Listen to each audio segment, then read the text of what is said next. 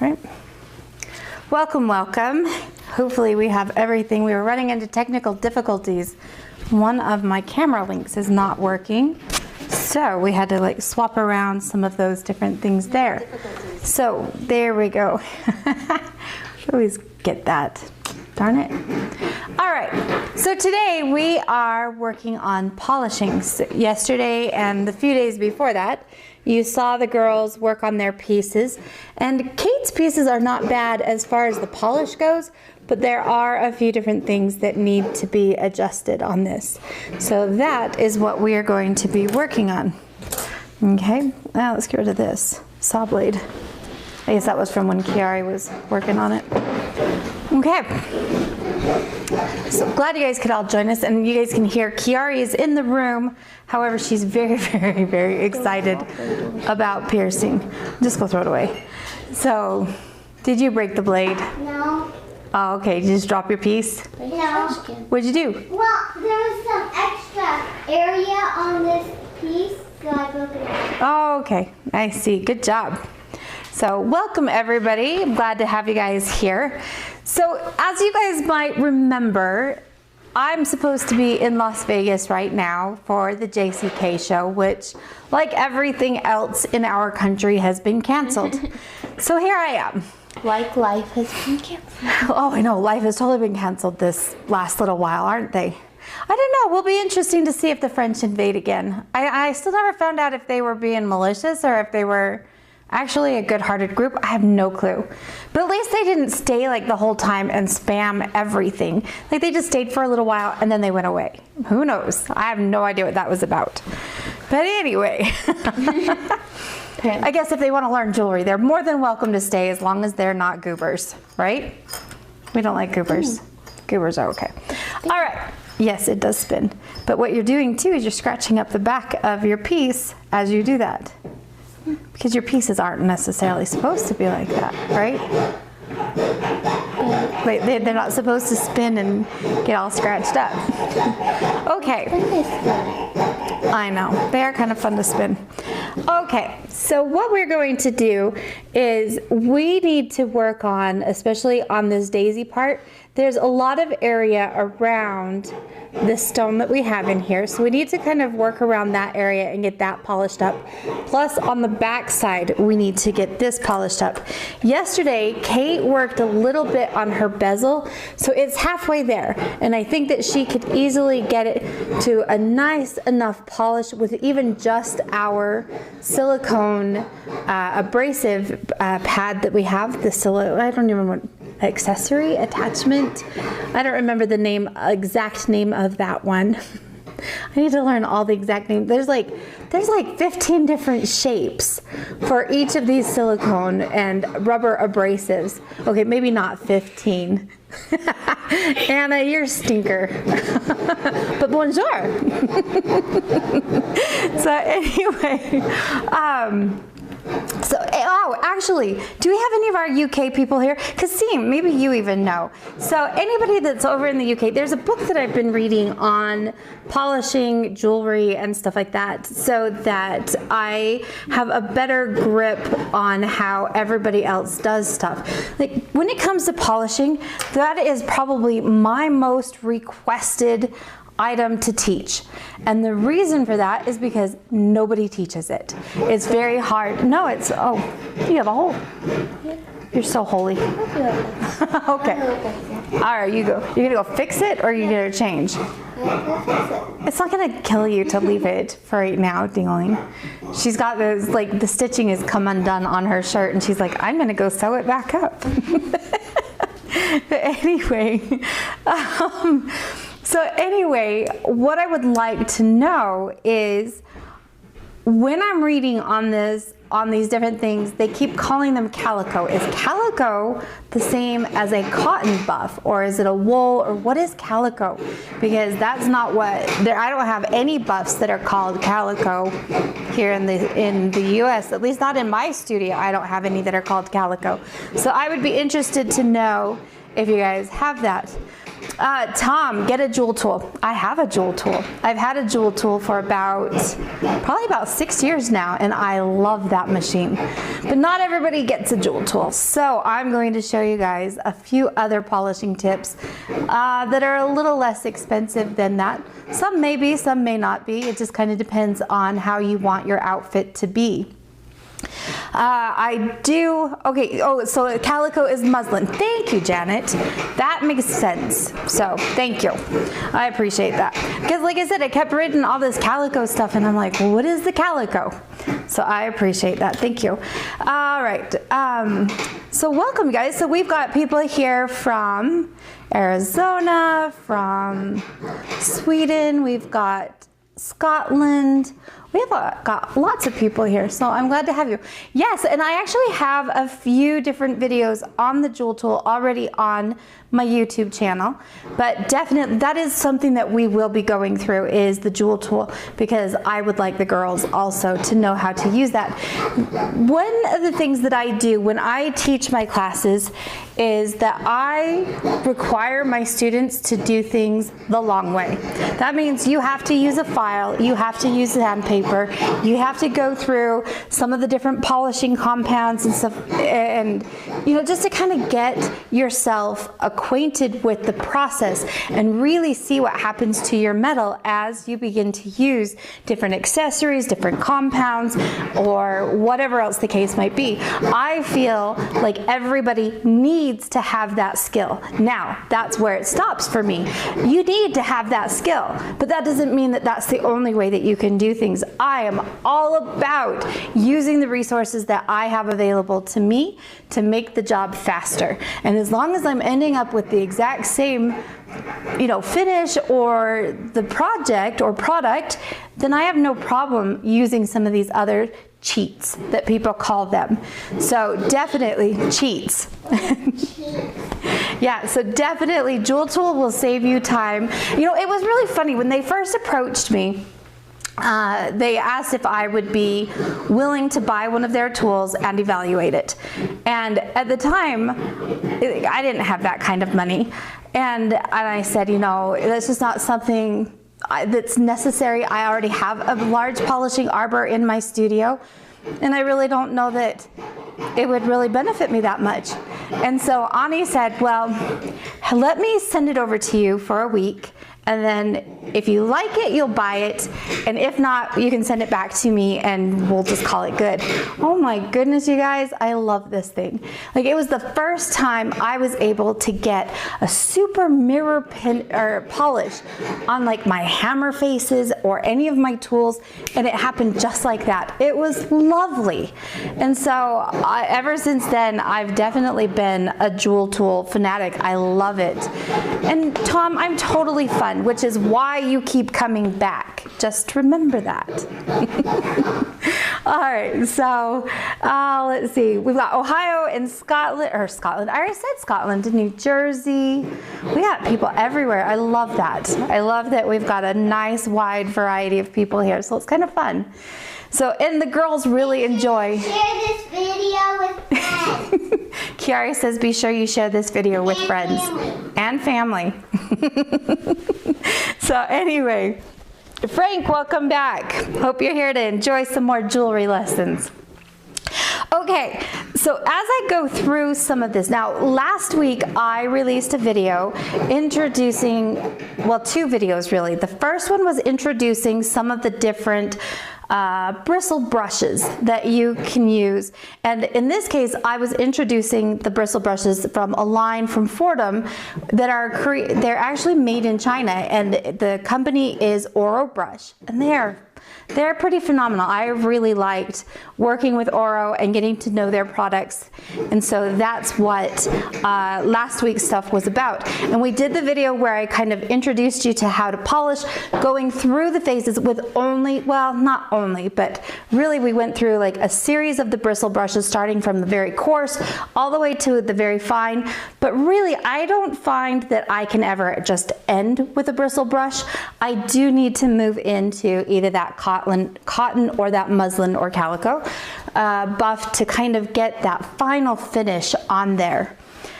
Oh, Kasim, you're still in strict lockdown? Oh, that stinks. That's just not fun. It's not. We finally have had a little bit more freedom. The girls have started gymnastics. We started back to Taekwondo. Kiara, you are stinking amazing. This is pretty good, honey. You're doing really well. So she just showed me that she pierced out the little arrow and a little rectangle.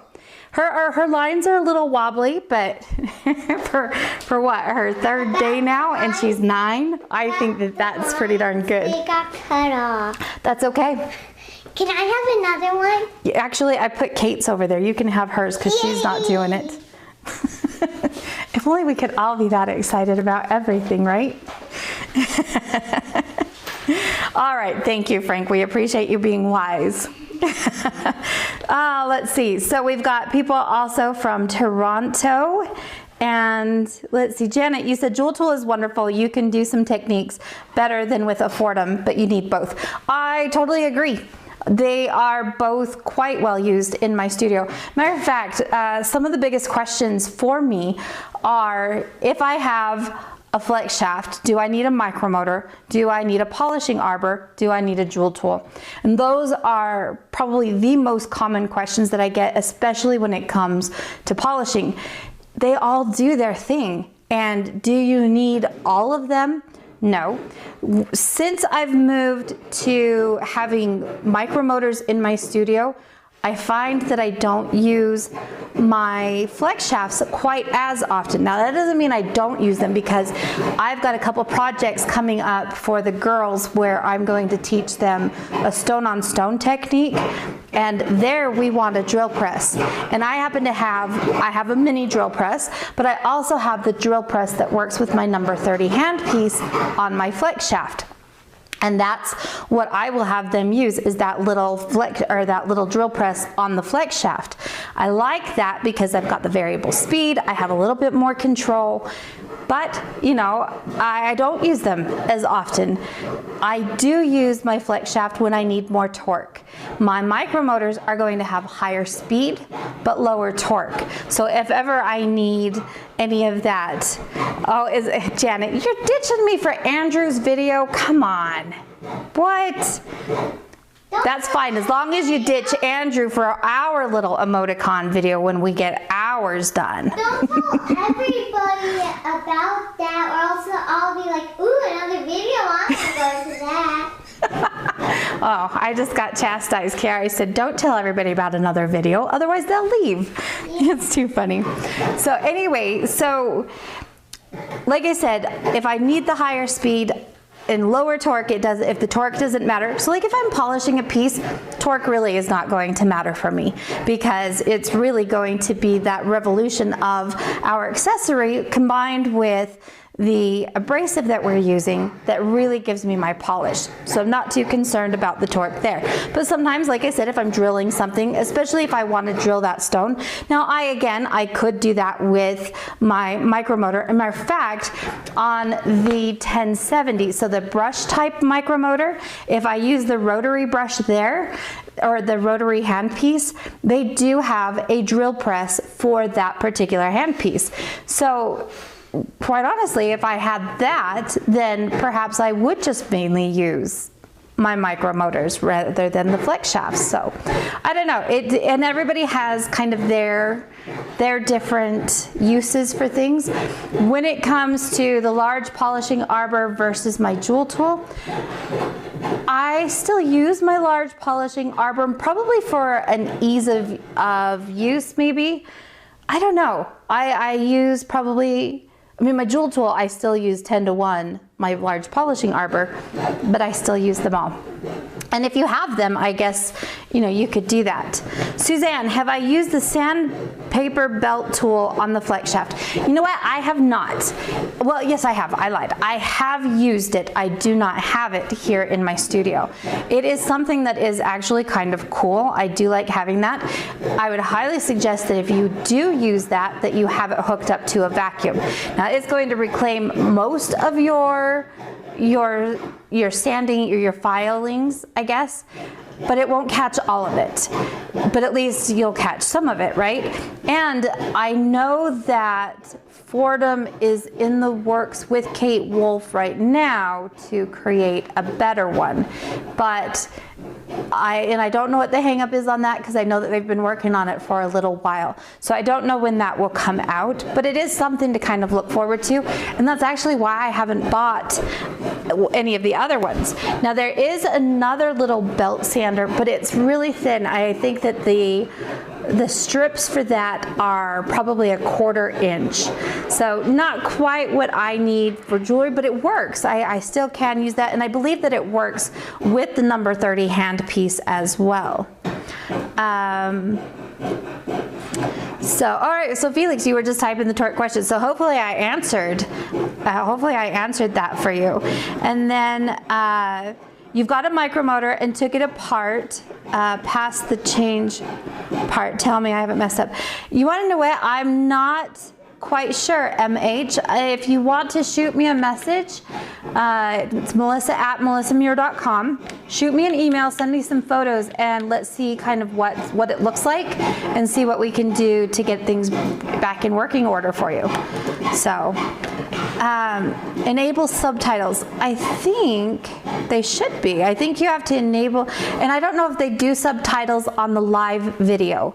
They will put the subtitles on after the video has processed on the YouTube end of things.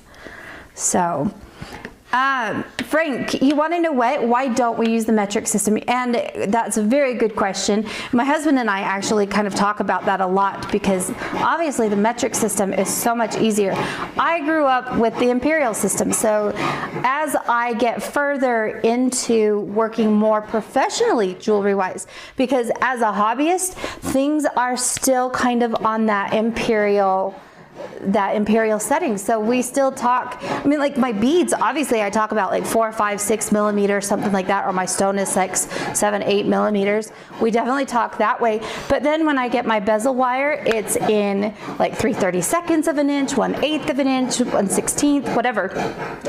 So as I began to work with Alan Revere in the last year, he was kind of like, no, you've got to work metric all the way. So I'm still shifting my brain around to figure out what is a 1/4 inch to the millimeters. And I don't have them all, but it's something that's coming. And I agree, millimeters is much easier. However, it's not anything I grew up with. So it's not what I'm used to. And I can look at something visually and say, well, that's about so many, so much of an inch or something like that. So good question, but it's still coming. Let's see.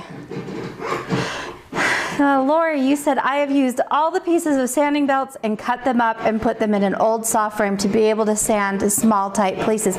Yes, matter of fact, when I was in Italy in January, there was a company, I wonder if I've got them sitting right here. Let me see if I've got them sitting right here. I did for a little while. There was this really, really cool sanding. They're metal, so it's like a file, a really thin file that you can then put into, and of course I don't know where it is right now, but you can put it into your soft frame just like you would with the sanding papers. I'll have to find those and see what I can find on those. I told Fordham they needed to start carrying them because it's not something that Fordham carries right now, and I haven't found them at any of the other suppliers, but this one company, they're French, they're in France. And so I told Fordham they need to carry those because they were really, really cool. And just like you were saying, you would put it in your saw frame, and then you can use that as kind of a sandpaper to get into those really tight areas. And as we talked about yesterday, I do a lot of piercing and I get very intricate, and sometimes it's really difficult to get into tighter spots. And even in the piercing that I do, even those sanding papers and things like that, they're not going to work in there. So another thing that you can get, and I don't have it right here, and I cleaned my studio and I don't know where I put anything now, because That's what happens when you organize. Never clean your studio. But anyway, there is kind of like a shoestring. Yours needs to be clean. Shush. Shush your mouth, woman. I'll ground you. So anyway, I've got this hair tickling me. Years. What's that? Haven't been grounded in years. I know. Well, maybe now you need to start again, huh? So anyway, so there's like a shoestring type of material, and it is impregnated with the abrasives or the different polishing compounds. So it might have Tripoli, it might have Red Rouge, or you can just apply it yourself to like a cotton shoestring, and you can get into those tighter areas to either kind of help polish those or sand them down, whatever like that as well. So Annie, you said, okay, the white stitch mops are made from calico material and are used as a general purpose mop. Thank you. Yeah, that's good to know. And then Felix, you said that you use both depending for machine, as an example, using one is easier. Yeah. So like I said, it just kind of depends on what I'm doing as to which machine I pick. And because I'm fortunate, I happen to have all of those in my studio. I have invested a lot of money in my studio. You have? Oh yeah. Do you know how? Yeah. So don't get me wrong. People said, Oh no, don't get me wrong. I have worked with several companies that have sent me some things, for sure, definitely. But you invested the money, or his daddy invested? oh no, it's me. Nope. Dad has invested very little in the studio. That's one thing. You worked hard for your studio. I've worked very hard for my studio. Very, very hard. You've seen that. That's why my bank account is zero. Well, now we've got like a couple $100. Oh yes, no, I think I have a lot more here than I realize. When I went to get an insurance policy on just the studio last year, I kind of guesstimated it and threw a number out there, but I suspect it's actually a lot higher than that. You know, so I've got some pretty good tools in here, I'm not saying. So you have dental polishing strips that you use in your saw, Iris. That's kind of a good one. I didn't think about using the dental ones because those will be like really thin. I'm gonna have to talk with my dentist. He was just here last night. Yeah, I'm gonna have to call up Bob. Bob was. So, Good dentist. and thank you, Tom. You know, it's been a lot of work, but I have to say it sure is fun to be me. It really is fun to be me. Sometimes I have to work, but not really, you know, and really. People pay me sometimes to have fun, and I'm okay with that too. See, people always say you have fun. What are you talking about? I hope. All right, so now that we've kind of talked a little bit about that, Bobby, what are the dental polishing strips? So when your dentist does some of the work, so like if you happen to get one of the ceramic type of fillings or anything like that, especially if it's in between your teeth, don't ask me how I know this, you know. Just don't, because I've spent a lot of money there too.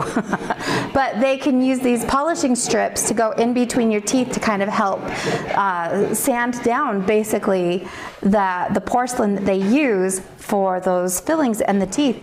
And so it's just to get in there to kind of help. But they're really thin because they can fit in between the teeth. So, Tom, you said it takes 3 to 4 strings of dental floss twisting together to put your compound on. And there you go. That would work too. Except that, well, I don't know. A lot of, like I know that the floss that I have here at my house is waxed. And I wouldn't want that on my piece. But I don't know. That's kind of interesting. We might have to play around with that some. Especially when some of the tighter areas, once the girls get piercing. It sounds like Kiari is going to be a piercing fiend. So, I think we'll do something. Oh, did you break it? I was trying to turn it and then it kept getting stuck, and then all of a sudden I heard bing, and it's like, then I hurt my finger too. Did you hurt your finger? Because the metal hit my finger. Okay, do you want to try to change it out on your own? Except I moved the saw blades. The saw blades are over there. Or else you can bring them over here and I'll help you. So, Lori, good. I'm glad that you were getting you guys some good ideas. And Tom, you said that using baking soda for a compound as a pre-polish. Yeah, that would work. Welcome, Clayton. Good to see you. Bobby, you can totally borrow her. I think she would be happy to come and do your sawing for you. At least at this moment. It hasn't worn off yet, the novelty of it. And I think we've only how many blades have you broken? 6? That's not too bad. For a 9-year-old, that's not bad at all. I remember one year when I taught Riley how to pierce for Christmas, I gave her a little jewelry, or a little toolbox with saw blades, and I gave her a saw frame.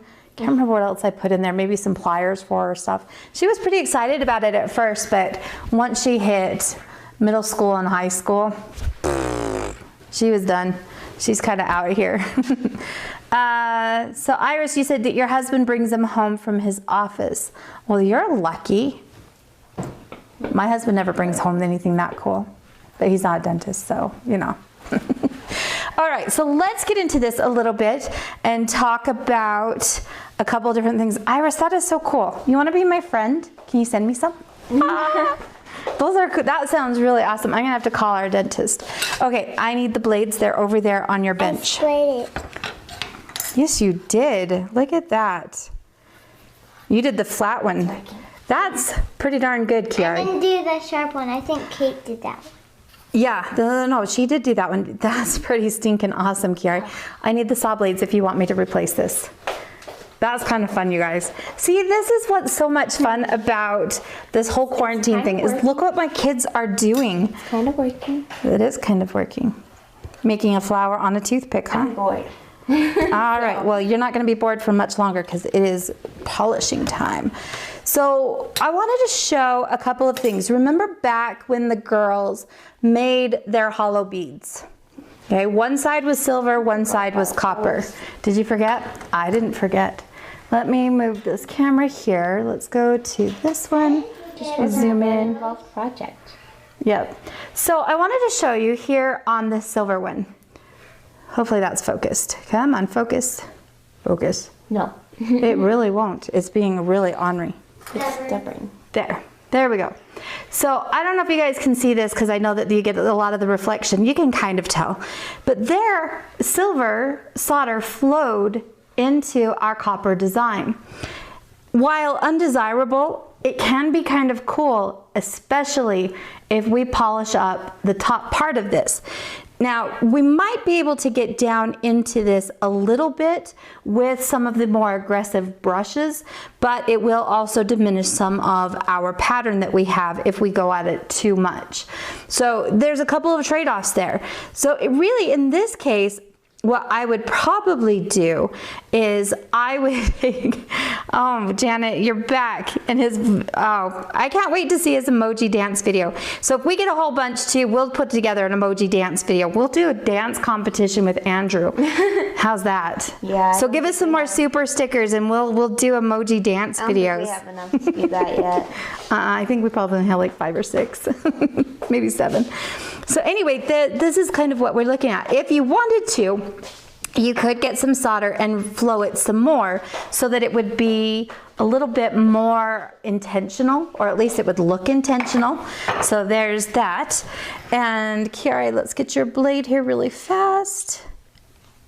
All right, guys, let me get Kiari's blade loaded up really quick here.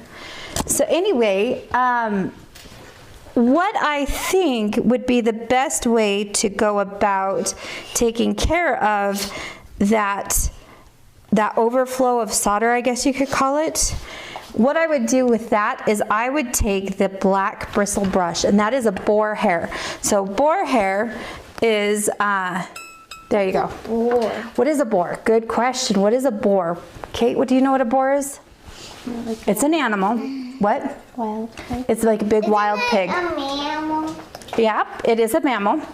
It's a wild pig, and they have really, really thick, coarse hair. And so they take... Don't they have horns? They can. They have tusks. Yeah, tusks. That's what I mean. Yep, they can. Yeah. Oh, Tom, I think so. I think we could give Andrew a run for his money. Besides that, it was just Andrew, and our video has 3 girls. How can you compete with that? Especially with my girls. Except we don't have a whole ton dancing. What's that? Except we don't have a whole ton dancing. There we go. Tom, you had the boars. So the javelinas, do they call javelina boar, or do you have a boar? Because I know that you guys have a lot of javelinas down there.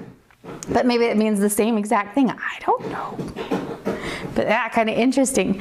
Anyway, so sometimes I will take the boar hair brushes, and they are very coarse. So Kate, look at this. We've got 3 brushes here. Let me zoom out just a bit, and let's switch to this. Nice job. So these are just a few of the boar hair brushes that I have. So I have them in different sizes, different shapes. Okay, and we talked a little bit about the different shapes in the video that I did over the weekend. Okay, so it is a javelina, so they're the same. Good to know. So anyway, so what you can do, Tom, is you can go grab yourself a javelina, and like you could make yourself a lifetime supply of black bristle brushes, right? There you go. So Kate made a new type of flower. Let's see if I can get this. There we go. It only looks good from the top. Yeah, it does look a little bit wonky on the side. Look at that. But that was kind of cool, Kate. Because yeah, when you look at it from straight on the top, that looks pretty awesome. There you go. More of the middle light. So yeah. Anyway, the different shapes allow us to get into some different areas. For instance, like in Kate's piece, we have these different areas in here where between the front plate and the back plate.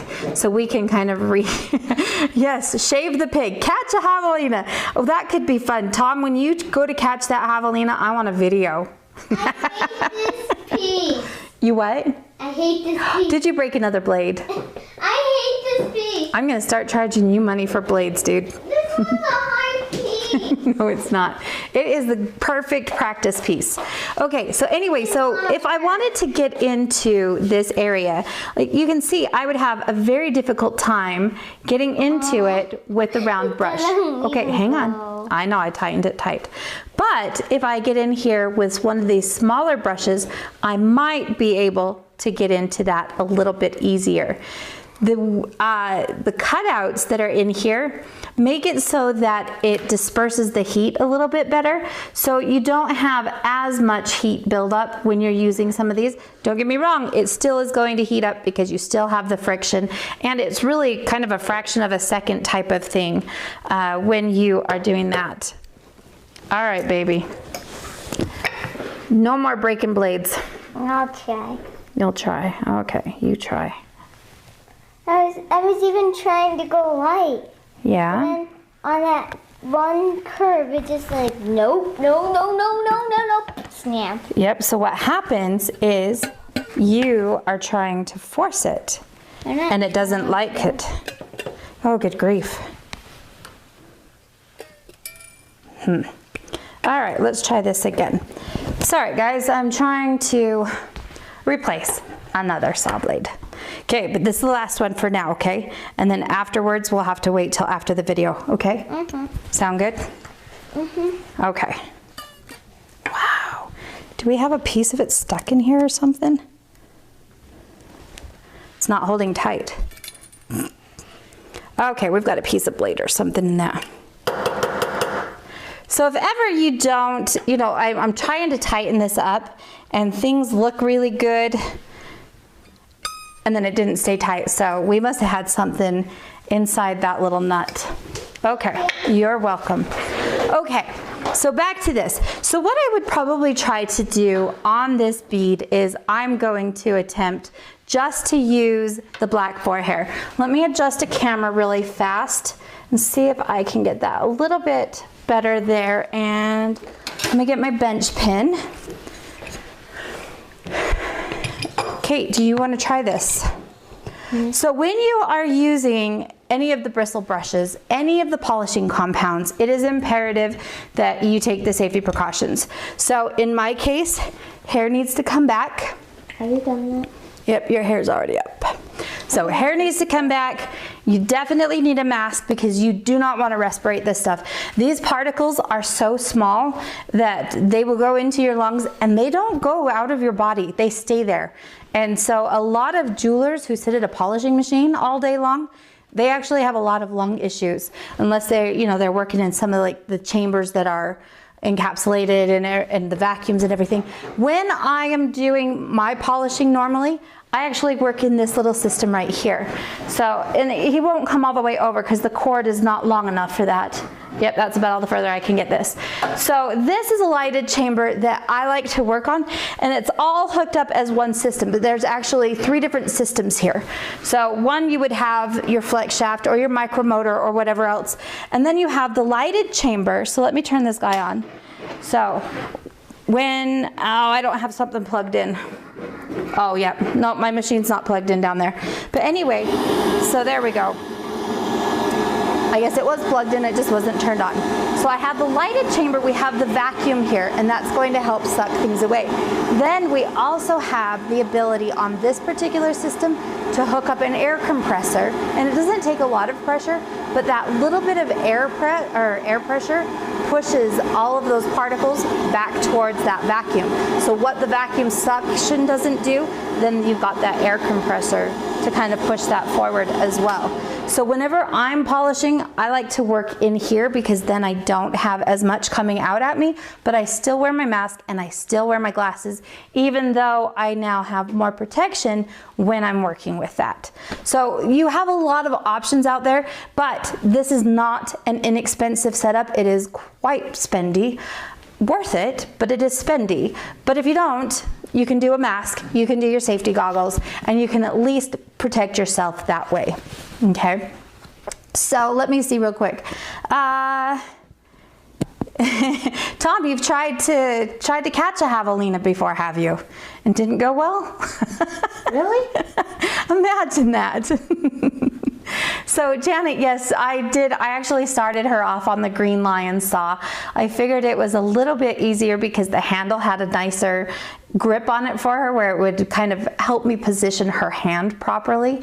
The wooden handles that I normally have, she would just kind of grip kind of like this, and she was tight, whereas that Green Lion saw would open her hand up a little bit, and then it had the deeper throat, and it's very lightweight and it's rigid, so that's kind of going hard. Did you break it again?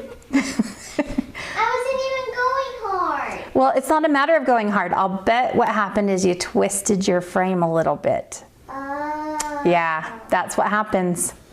Yep. I know. How do I know? Because I've done it plenty of times myself. So, anyway, all right. Well, Frank, sometimes we have to speak loud. Don't know. If you want to get your point across, I guess, huh? All right. And Tom, it didn't last too long, huh? Okay, so anyway, what I'm going to do is I am going to mask up, so it is going to get muffled here. Sorry about that, but it is what it is. And of course, I've got my glasses. So what we're going to do is I'm going to have Kate, you want to try this? This is actually your bead anyway. Can I polish it?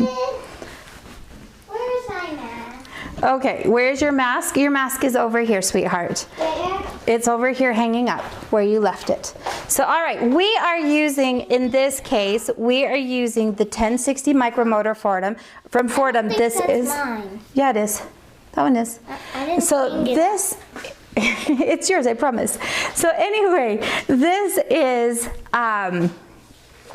the brushless motor. I like the brushless motor. It does a couple of things. One, it goes to a higher speed, which I don't really need in jewelry, but it runs very, very smoothly, and I don't have the maintenance of a brush type motor. So this one has lubricated ceramic bearings inside. It's completely sealed, so I never have to do any of that maintenance.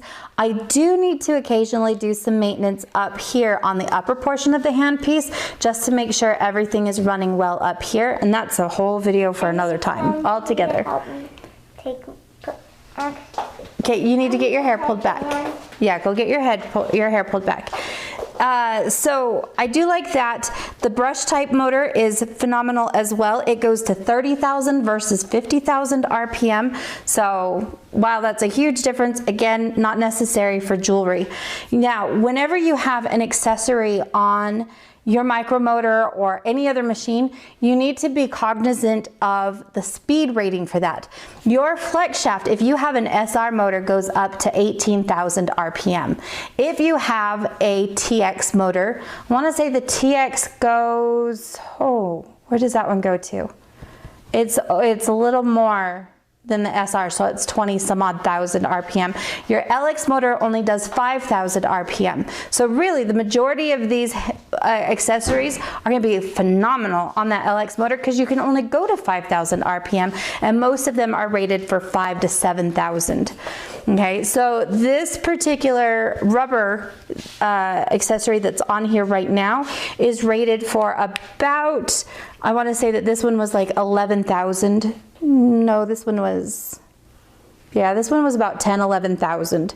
So, but I usually run it at about 7,000 RPM.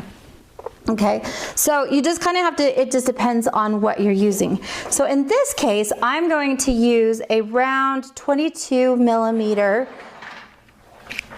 black bristle brush, which is the boar's hair. Well, Kate's going to start on this because this is her piece actually, but then we have to do the back of your rainbow. It's open right. That's okay. I think you're all right. So you have to do the back of your rainbow anyway. Okay, so oh, you guys play nice. Okay, here you go. So what I want you to do, swap places with me. Let me move this guy back. Go ahead and swap places with me. I'm going to switch cameras to, let's see, we'll go, which one is this? Hang on just a second. I gotta adjust this camera, honey. There we go. Okay, so yeah, I mean, run it against your finger. It's not gonna hurt you. Run it. Yep, you're right. Okay, so it's not going to hurt you. It will burn you eventually if you keep running it. Yeah. Because you got that friction. It's going to give you like a rug burn type of thing. But otherwise, it's not going to hurt you. Okay, so you don't need to worry about that. All right, I'm going to put on my mask. Sorry, we get muffled here. Okay, so Kate, what I want you to do now, I like to hold this kind of like a pencil. See, like that? Mm-hmm. Okay, watch out for a sec. Where's the pedal? There's our pedal. Here. Okay, so what I like to do is, again, it's all about supporting your hand somehow, right? You always need to be supported here or there or somewhere. Somehow you need to be supported. So on this one, you could go here and then bring this in here like this. Don't you need a polish thing for that? You mean the compound? Yeah, don't you? No, so sometimes, but I want to see what I can do without compound first. Because sometimes, what's that? Is that the black? Yes. Yeah, so, all right, go ahead and get comfortable there, get yourself situated, figure out how you're gonna hold that. Good. Yep, just like that. Let's see. How can you do it without the block? Mm-hmm. Yeah, you can just go ahead and run it sideways. Mm-hmm. But you want to try to keep your foot pressure even. Yeah, good job. And you can even go a little bit faster. Nice. Okay, stop. So if we look at this now, it is removing some of the solder that we had. Work up here where we have a whole lot and let's really see what it can do. So sometimes what I'll do is I will just use the black bristle brush all by itself. Go ahead. We like it up here. What's that? Don't we like it like that? We might, but let's just see what the black bristle brush can do. Okay, so sometimes, like I'll use this for sure if ever I have, let's say, a ring that has some oxidation on it, like tarnish. Because mine all the holes sealed up and there's no holes here. Mm-hmm. Mine did too. Nope, yours didn't. Not like Kate's did. I want mine to be all sealed up like hers. Do ya? Okay, so this is actually doing a very good job at removing the solder off of the piece. Okay, definitely off of the top. We're not losing too much detail here, which is really good. And yet we're still kind of polishing that top. Now, if we wanted to, we could really get in and work into those little grooves and crevices, but see how well that's cleaning that up?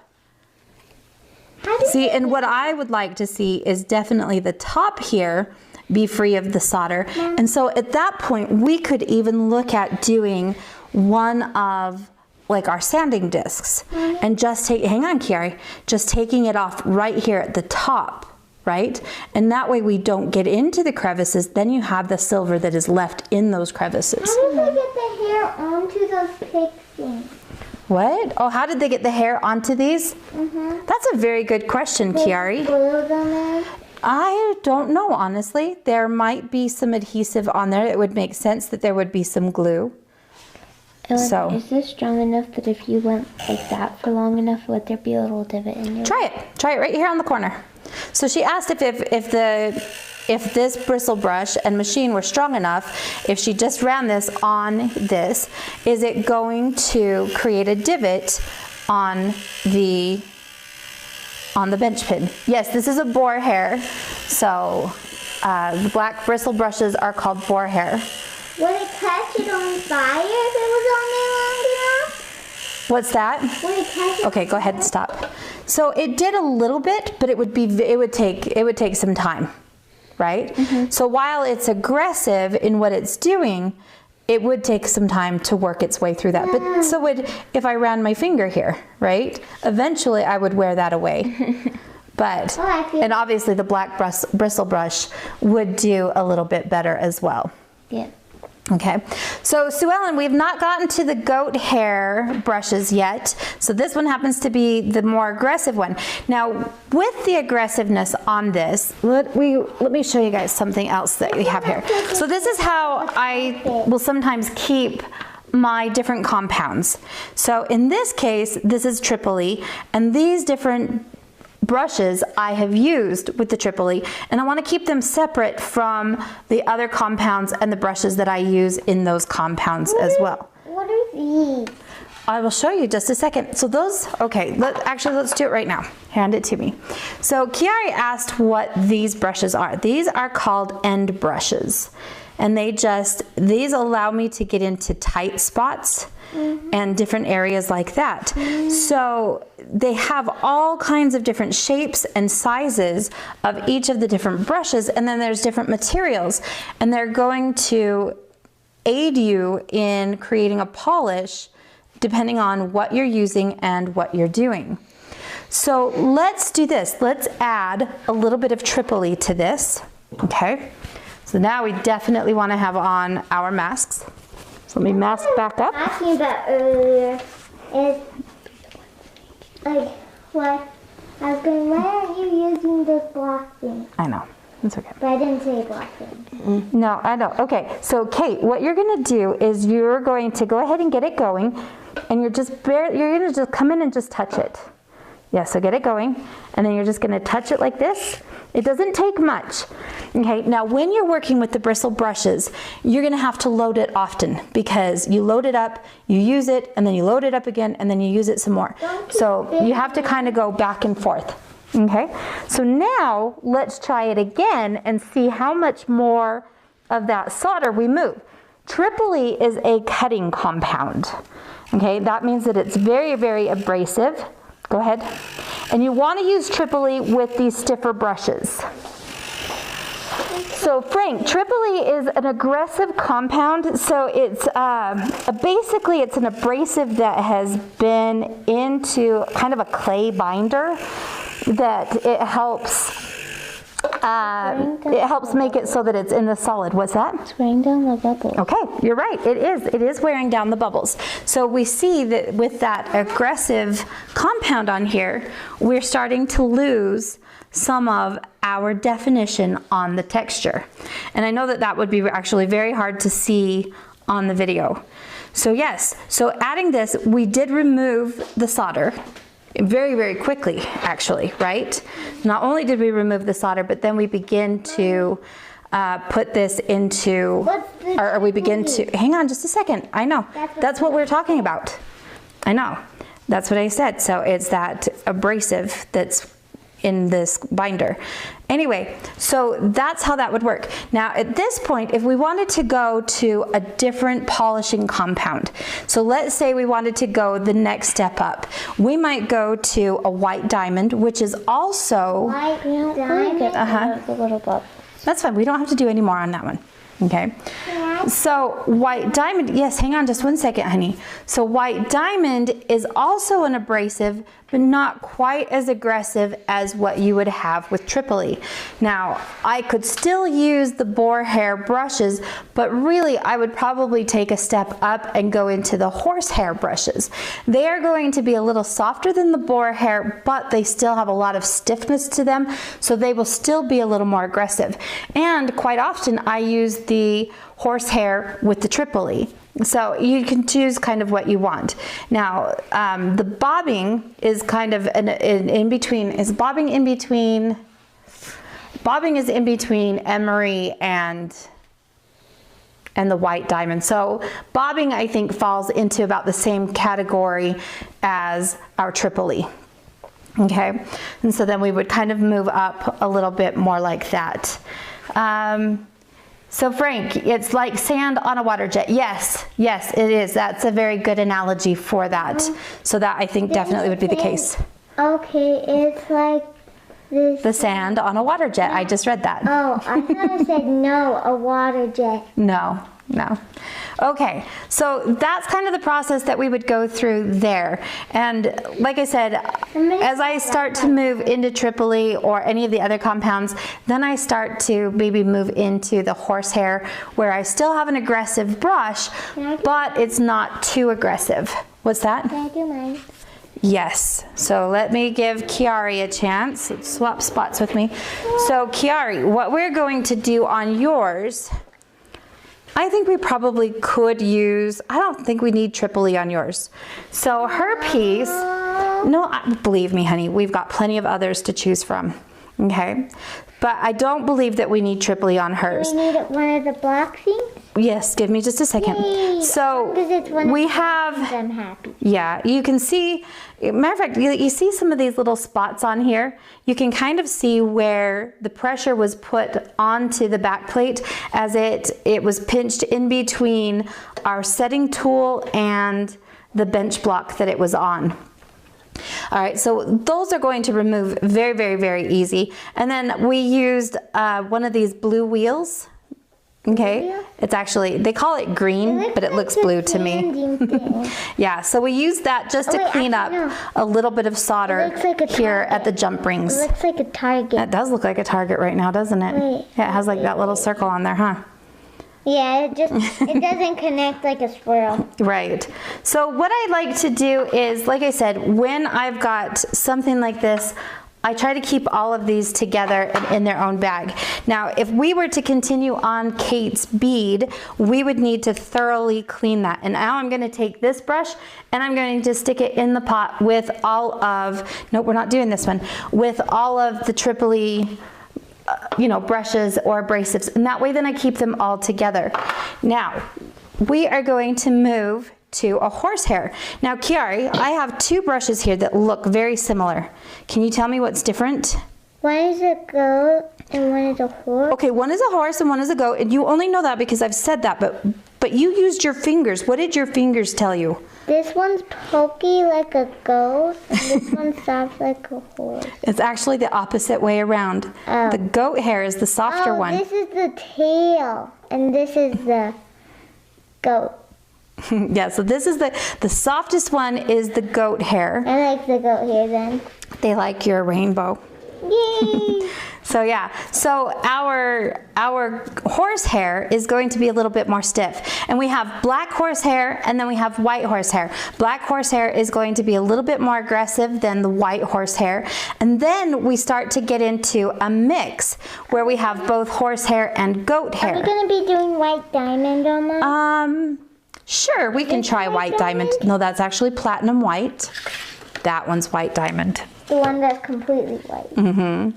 So we're going to, what's that? Okay. All right, so what we're going to do is let's get our brush into here.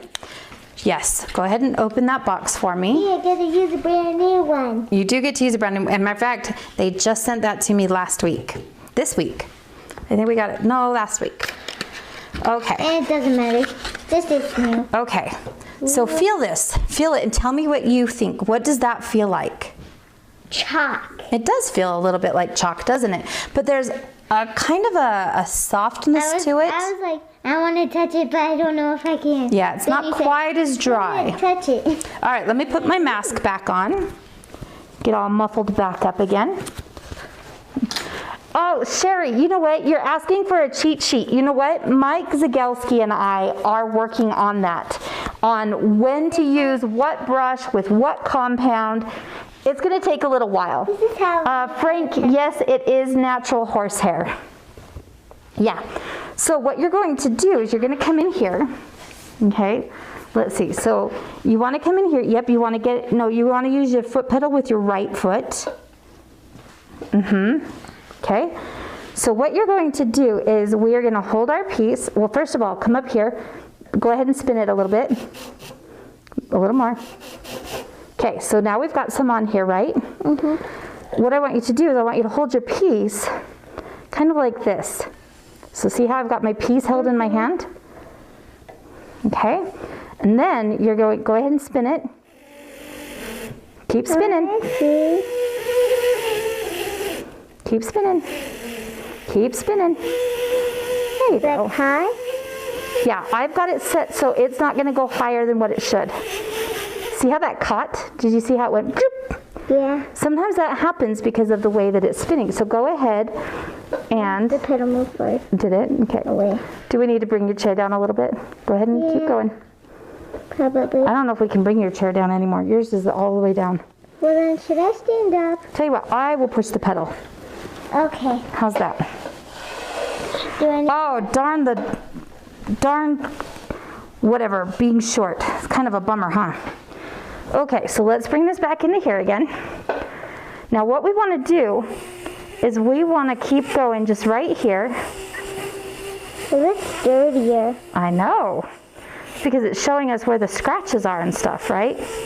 Oh. So because it is starting to show us some of the scratches, it may actually show us that we need to go back a level. We might need to go back to Tripoli, or we might need to go back to our sandpapers. Okay, so maybe we have too many scratches here and this white diamond is not abrasive enough or aggressive enough to remove that. So then let's say that we need to go back. Okay, there are a lot of different things that we can use.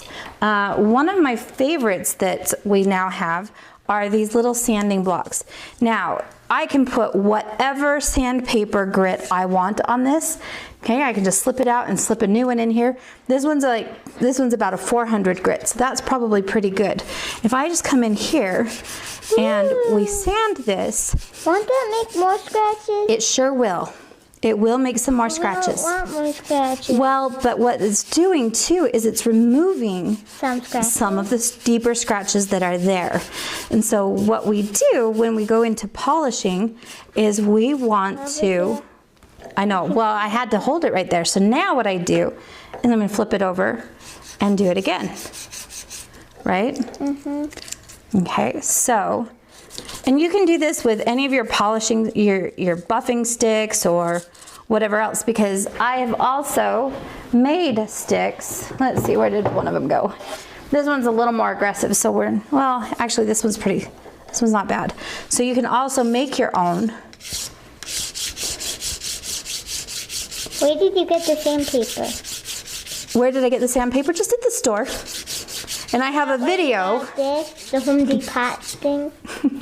So, and I have a video that Why did they give you sticks? at Home Depot. Yeah. There's a paint stir stick. It's a paint stick so that we can stir up our paint. Dangerous, 'cause Oh, you know I'm dangerous. Alice wants to get more tools. Sorry, Alice. And Let's see. Oh, Anna. $1. All right. Bobby. Thank you, Bobby. Do we get that $1 or does YouTube keep that $1? Oh, I think YouTube keeps a part of it. I don't think they keep all of it. All right, come here. We got to tell her. Okay, ready? You got to come over. Thank you. Thank you. Thank you. So, Thank you. yeah, I need to find some of those nylon ones, Sherry. I need to get a few of those in here that Andrew really likes. So Felix, you said that you were able to get some of them from China. And you know what? I'm wondering too if Oro has, was that? Yeah. Hi, 42 people watching. Hi, 42 people. So anyway, I know that there's a lot of different manufacturers of some of these. So you scared some away, huh? What? But now they know what to look for in public. Now they know exactly what we look like. I know. Darn it. We should have been wearing our masks the whole time. Is that what you're saying? Like stay like superhero status where you don't really know us? Okay. Well, now they know what we look like. Oh, yeah. Yes, Ken, we call it Home Depot. Yeah. Huh? Call Home Depot Home Depot. The pot. And Target, because you can't say it normally, right? It looks like All right. What are you trying to do? Switch the camera? All right. She's like, I want to get back to polishing. Okay, we'll get you back to polishing. Okay. So what we would do, Kiari, is we would actually go through a couple of different grits. Now what? What? What are we going to do? Another block? What's that? Are we going to try another block? So I don't think we're quite there yet. We still have a lot of big scratches because this was a 320. This was a 320 grit. And so now it has some deeper scratches, but I also still see some high spots where we just have not taken this down yet. Okay. So really, if we were taking the time to do this, which we probably won't completely here on this YouTube video, this is where I would start to pull in some of these different things. Bobby, you know what, there really would be. I would, you know, we have a, what am I trying to think of, a PayPal that sometimes people will kind of make donations to. So if you wanted to do that as well, you could always do that. And the PayPal account is, well, it's I believe you can still send it to melissa@melissamuir.com. Which way do you turn to loosen it? Okay, well, hang on. So to turn Walmart. to Walmart. Walmart. There you go, Walmart. That is funny. All right, so we'll take that one out and let's go to. Right? You do. Yep, you take it. Well, I take it to the left to loosen Tighten it. it? To tighten it, let me put in turn our it to the our right. bit here. Yeah. Hang on, this is a little bit tight on this one. Let me pull out our little collet here. There we go. Now, there we go. Okay, so now we take it to the right. So on this, what I would do is I would come in here, and this time, so last time, see how all of our lines go this way? Mm-hmm. This time, we want all of our lines to go this way. Bobby is awesome. Thank you, Bobby. Let me just show you how I would do it, though. So I'm going to set this here. And you're Okay. going to hold on to the thing. Yep. Whoa. Okay, and my goal by doing this, There's a lot of tools she doesn't have, but she wants to get all of them. oh, believe me, there are tools I do not have. Can I try? So what we're doing is we're trying to remove all of the lines that go this way. Slime. Yeah, this kind of flips around, huh? We can just take that part off, then it doesn't fly around. All right, you want to try? So you hold Oh, that. that's true. PayPal with the friend-to-friend has no fees. Now, hang on. You've got to hold your piece first. Get your piece. Hold your piece. Remember how I showed you? Yep. So you're going to hold your piece like this. Okay. You want to have access to it. Yes. Yep. Exactly. You want to get this supported with your thumb. Okay. Actually, I want you to take your hand piece. Can you move it like that? Yeah, just like that. That's exactly what you're going to do. Good job. Okay. So let's come put your piece down on here. All right, now I think what needs to happen is your hand needs to come up a little further. There you go. See, now you have better access to that. The nonsense. Well, you know, some people have to have a little bit of nonsense. Okay, there you go. I Now see, a couple times we went around to the front, so we got to be really careful with that, right? That would be fun. I could go get. I could talk to my Latin teacher and find out what random sentences are in Latin and just Respond in Latin. Yeah. Okay. All right, so what do you think? Do you want to try all by yourself? Here, I'll push the pedal for you. Wait, no, You I just have get an things idea. supported. Okay, ready? Okay, no, your piece needs to be supported down. So you need to put your fingers, there you go. Yeah, so you see how your finger is now up against your bench pin here, right? Mama, I have And you can push this down, I have right? an idea on how I could. Okay, ready? Here it comes. Mama, I have an idea on how I could say hi in Latin tomorrow. How are you going to say hi in Latin? Or are you going to, okay, you're just going to do it tomorrow? I'm gonna do it tomorrow. Okay, we'll do it tomorrow. You tomorrow. So, yep, so you want to be really careful there, right? So here we go. So now you see where my thumb is? See how my hand is up here closer? And that gives you a little bit better ability to kind of hold it steady. And if someone can translate it properly, I will be amazed. Will you give them a prize? I'll just be really happy. You'll just give them a prize. I don't know. What prize would we give them? I don't know. We'll have to come up with something good, huh? I don't know if Google Translate would even give them the All proper right, answer. let's go ahead and stop there. So let's say that this is where we stop. Let me, They're not allowed to use Google Translate though. there you go. If you use Okay. Google Translate, you're out. Yeah, I agree. All right, some of these I need to adjust. I need to adjust my call it in here. That's okay. No, that's where we had the setting punch kind of went off a little bit. Oh. Okay, so now that you have that part done, I'm just gonna switch. We'll come back to finish the whole piece. All right, but this time, right, so now I've moved to a smoother one. Can I do it? Yeah. But you see how it removes the different lines that we had and see how much smoother it is now? So this is why it is important that you work through the grits. Now we went right to that white diamond thinking that maybe we could get away with that, but as we got going, we saw that there were a lot of scratches that were a little deeper. And that's okay, because then what you do is you just back it down a couple levels. You put your hand up a little bit closer so that you have better control. There you go. Okay.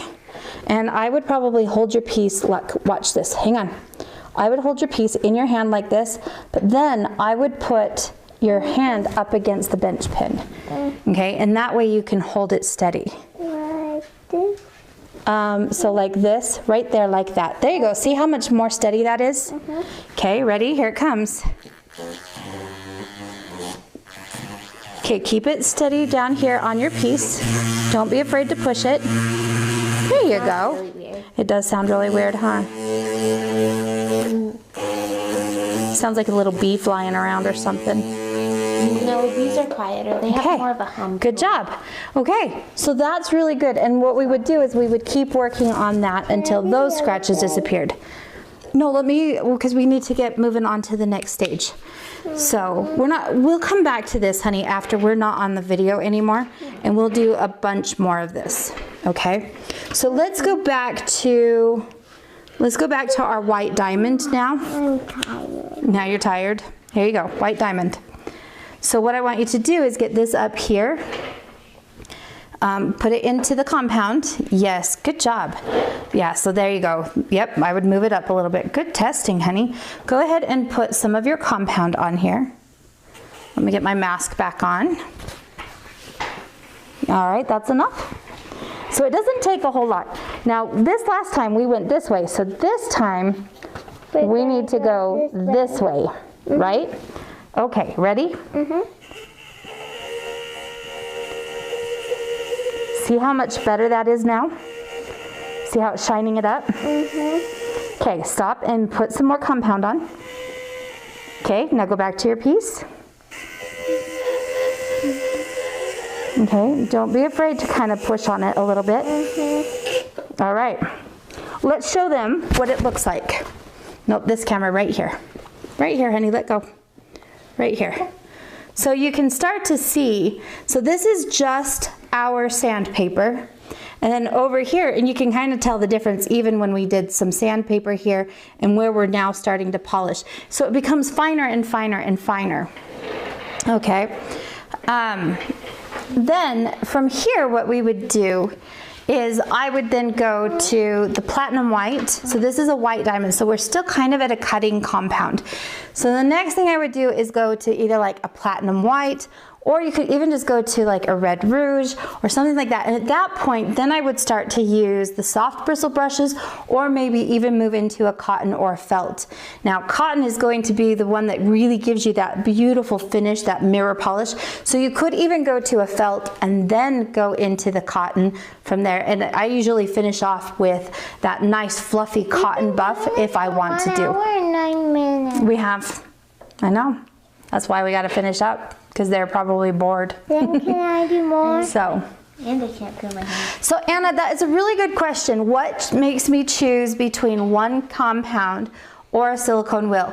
You want to know, right now I'm experimenting. So I've had silicone polishing wheels in my studio for a long time. I've had very few of the bristle brushes. The bristle brushes are a little bit newer to me, so I'm still kind of getting used to those.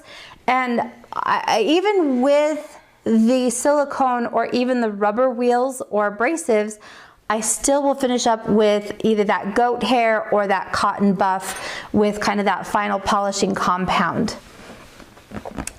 So anyway, so that's kind of what we're looking at on some of those.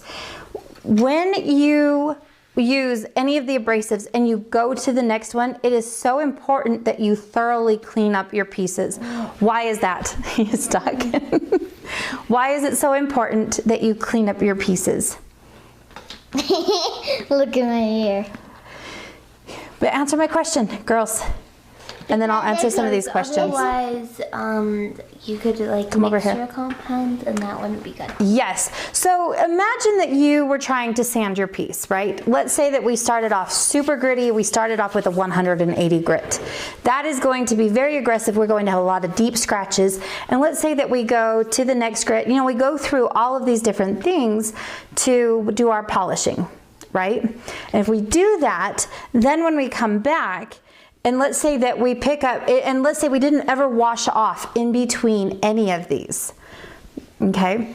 And if you don't wash off in between any of them, some of those grits get left behind, some of those little abrasive particles, right? Yeah. So if now I go to something that is like a 5,000 grit, and I still have a couple of 180 grit particles on there, even though I'm using a 5,000 grit sandpaper, what's going to happen?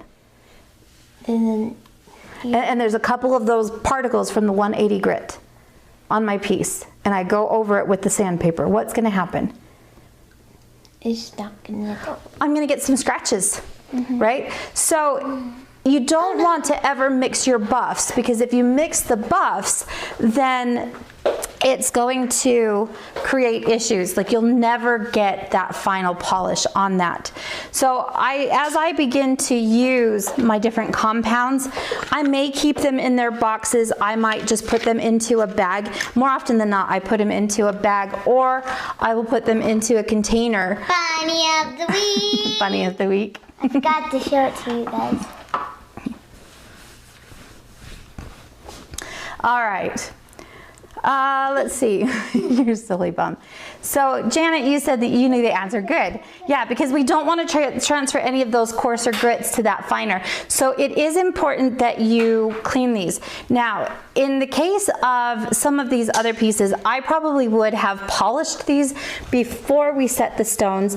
And then if I do that, then I can take this over to the ultrasonic and clean them up that way. Now that we have a stone in here, I cannot do that. What does the ultrasonic do?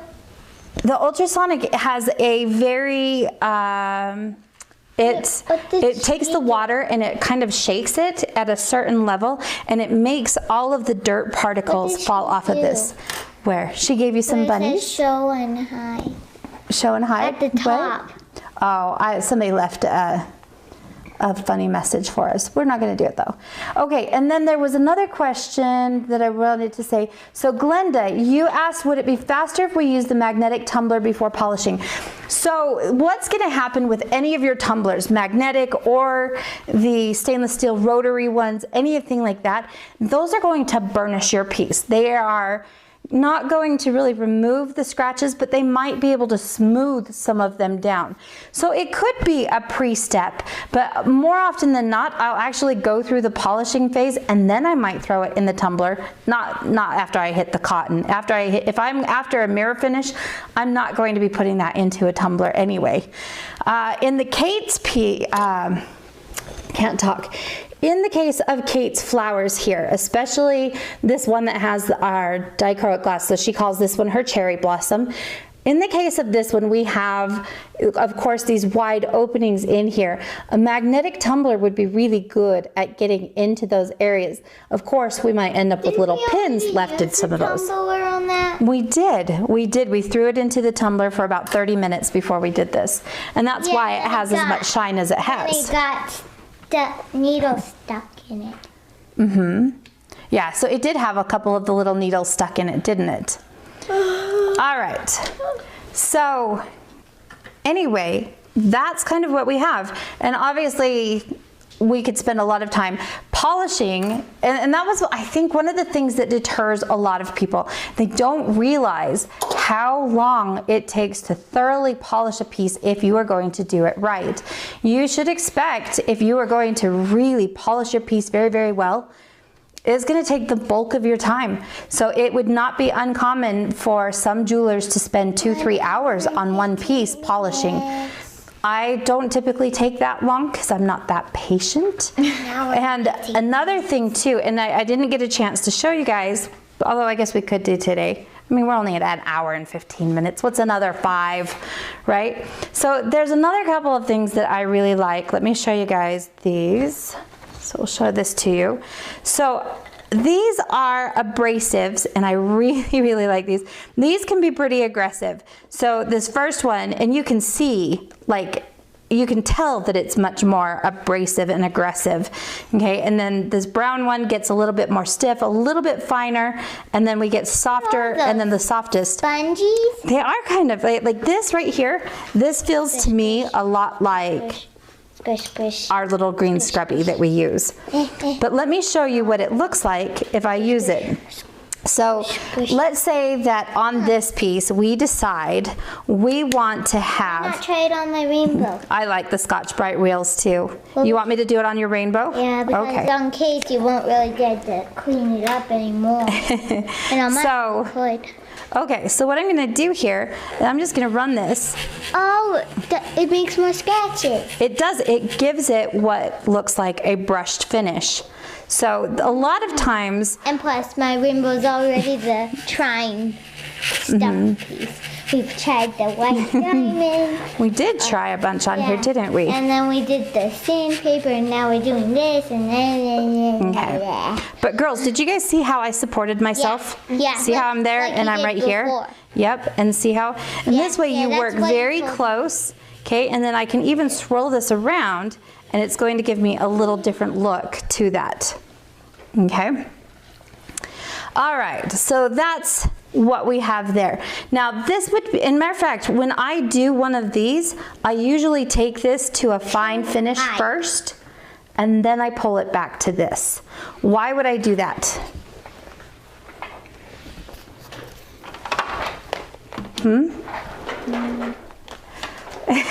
Glenda, you know what, I know, there's a lot of really good, I think we're on the right camera here. There's a lot of really good different abrasives here that give you different effects and things like that. Now, I have a very, very, very wide range of accessories. And that is because I'm doing the videos to educate you guys. You do not need all of them. All right, as I have been working with them, I find that I like having the range, but I don't need to have like the full range with every shape. So like in my video that I did and released last week, you saw that I had a nice range where I had boar hair, horse hair, the mix between the goat and the horse, and then the goat hair. But I didn't have every shape and I didn't have every size in each of those. Okay, definitely I would suggest some of the 22, the 14 millimeter brushes in round. Round is by far the most popular. The hexagonal square and the anise star, those are newer. Those have just been released within the last couple of years. So those are a little bit newer, but they are kind of nice to have to be able to get into some of the tighter areas.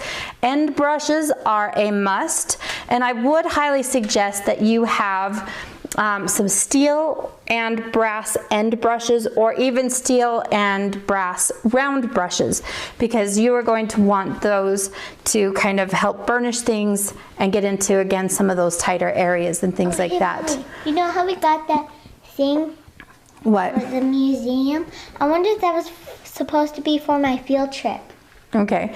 Jane, yes, I think we should definitely have a conversation about the other conversations that are happening on this feed. Thank you. So shoot me a message if you would, please. All right. So let's see. Yeah, I know. Now everybody's like, we all want to know. Glenda, you said that the timing is super, though, as you are setting up your studio, trying to narrow down which ones you should buy. So right now, I am working on a full series with Floridum about polishing. Right now, I'm concentrating on the items for the flex shaft, but there will also be some coming up for their bench lathe as well. I mean, we're doing a whole series. You guys should see all the different things that I've been sorting through and working through and trying to organize. So last week, I introduced you to all of these bristle brushes that we just went over today, only a little bit more thorough. So go check out that video. It's only 20 minutes. And I kind of walk you through how to get kind of a mirror shine on a ring that was heavily, heavily tarnished. What's that mean? It means that it had been sitting out and it was turning black. It was silver, but it was starting to turn black. Okay, so anyway, so I show you how to do that. The next video coming up is one for the rubber and the silicone abrasives. We're going to be talking about all of the different styles that are available, the different shapes, the different grits, and how you might use some of those. And you guys have already seen a couple of those in use in our videos. Like yesterday, Kate was using a couple of the rubber wheels to get into the flowers. So we'll kind of show you guys some of that as well. Let's see. You know, Frank, I have no reason to ban anybody, but if you guys are playing along nice, I don't care if you're here. But you just have to realize that my viewers might heckle you a bit too. So, and I would prefer that if you guys keep your comments to what we're talking about and not being smartasses. You know. What's that mean? It means that they're being buttheads. And not being Duca. Not being very nice. Okay, so anyway, if you guys have a question, if you guys have any questions that actually apply to this, by all means, post them up there. I'm happy to answer those. And like I said, in the next few weeks, you guys are going to see as I continue to roll out all of these different things. There's a lot of wheels that I have now in here for, especially those for the polishing arbor, their bench lathe, the small bench lathe that I've never used before, and it's going to be kind of fun to try those out, see what it works, how it works, what it looks like, and we'll kind of go from there. Yes, Glenda, butt heads are not welcome. The heads are not welcome. Not. Yeah, we don't need butt heads, huh? We got plenty in this world. We don't need any more hanging out here on our channel. No. All right. About the butt heads? Yeah, you can say something about the butt heads. The butt Kate has heads are something to say. all doom cuffs. It's true. That's So there, take that, butt heads. You're all doomkopfs. Doomcuffs. Don't tell them what it means. I don't remember what it was, but it's something in Germany. Yep. It is German. It means dummy. I'm not supposed to tell them. I know. That's okay. All right. So Jane, you said that you just got the cool. You want to know what, Jane? That is the book that I'm also going through. I've been going through it for a few weeks now. And that's why I was asking at the beginning of the video what calico was, you know, what it compared to, because I wasn't sure. Calico? Well, apparently calico is the same as what we call muslin buffs. What's I'll show you. Buffs? Oh, that's a whole other video, baby. Are they like these, but they're white and puffy? They can be white and puffy, but they can also be Are different they colors. Like these No. and white and puffy. Not really. So, Oh, is it like this? Is it like this? Glenda, that book is by, you know what, I don't have it right here Is off. fuzzy thing? That one's a cotton It buff. looks like it's made out of Yeah. a rug. Stephen M. Goldsmith. Yeah. So Jane, I got mine on Amazon too. I bought the ebook version. I don't even think it was $15. It was pretty inexpensive. But you have to realize too though that he's based in the UK. So a lot of the terminology is UK terminology that I had not heard here. So some of the names of the different buffs that he uses is a little bit different there too as well. Are we gonna finish up? So, Lori, the buffs that I'm using here, all of the ones, I think everything that we used today is a line called Fordham by Oro. So Oro Brush is who is making it. Fordham is the distributor here in the United States. But you can buy all of these, everything that I've showed you guys, you can get all of those over at toolcandystore.com. So Micro Tools stocks all of these as well. Does that mean all the tools are at a candy shop? Well, Because it's tool candy store. what kind of store do kids love to go to? Candy store. A candy store, right? Well, when you're a metalsmith, Actually, no, a cotton candy store. well, when you're a metalsmith, we like to go. Oh yeah, unicorn store and mermaid store. Well, as an adult and as a metalsmith, I like to go to the tool store, which is With like a candy? candy. No, it's like candy. So it's the tool candy store. Well, then shouldn't it be at the candy store? Or for like Every single tool in the world is in that candy store. I guess. Because it's tool candy. Oh, $8.50 on a Kindle ebook. Thank you, Sherry, over on Amazon. And I'll get the link for you guys too in here as well. Of course, you know I'm going to give you my affiliate link, but I'll still get you the link. I'm bored. Are you bored? Well, Jane said she just wants to say it makes me happy thinking of Kiari saying happy or unicorn of the day. But it was bunny of the day. Well, today it was bunny of the day, but she still likes thinking about it when you say unicorn of the day. Next week it'll probably be a unicorn, or it might be a cat and a fox. A cat and a fox, huh? Oh, You're going to bring those, huh? Well, All right, you guys. Cat's named Annabelle, the fox's named Slick, and they're dating. They're gonna get married. Are they? Are they going to get married? Yeah. But so did you decide did you decide is the one going to be a boy or is it a girl? The Slick, Yeah, is Slick a boy or a girl? you said you think it should be a boy. It used to be a girl, then I changed it to a boy. Oh yeah, and now it's dating your cat? The cat is a girl. And then I decided to have it date the fox, but then I was like, yeah, they don't go well together. Maybe it should be its little sister. Like its little sister. Okay, anywho. And this is mild today. make her go to Taekwondo tonight and work off some more energy. What's that? So you put on the Amazon link? I will put my Amazon link up. So, yeah. Because so that's another thing too. You know, I have the affiliate program with Amazon. They've asked me to be one of the influencers, so I've actually set up a page on Amazon. But I will get the link and I'll post it here in the description of the video as soon as we get done with this and YouTube gets it up so that I can edit it. It takes a little while, so whenever we're doing the live video, as soon as the video ends, it has to do its whole processing thing, and that's where it will start to put in like the subtitles and everything like that as well.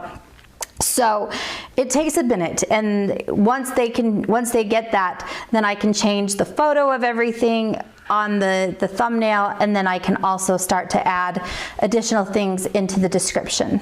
So I will make sure though that I get that book into there as well as onto my affiliate page. So thank you guys for joining us. This was a lot of really information. So like I said, if you guys have more information, stay tuned because there are videos coming up. I was hoping to get, you want to know what's holding up my video? I was hoping to have one of the videos done and edited by today so that I could submit it over to Fordham for their approval. But here's what's holding me up is that I have 7, 8, 9, 10, 11 different grits of silicone and rubber polishing wheels. I have 7 of the silicone and 4 of the rubber, and I want them to be displayed nice. So today I finally figured out the program to get the display set out. So now I just need to go up to our little laser cutter and make that little thing. So hopefully by this weekend I should have that for you guys. So I'm glad that you guys were here. I'm glad that you found the information helpful. And so it has gold on it. It does have gold. Well, it's brass. It's brass. We'll talk about those a little bit more later. They're the same color. Well, it's because they're made out of the same material. They're just different brushes. Everybody have a happy unicorn day. What was the? I saw a fuzzy. Everybody have a happy unicorn day. I was wondering what you were blowing at them. And dragon day. And mermaid day. Have a wonderful day, you guys. Okay. Bye.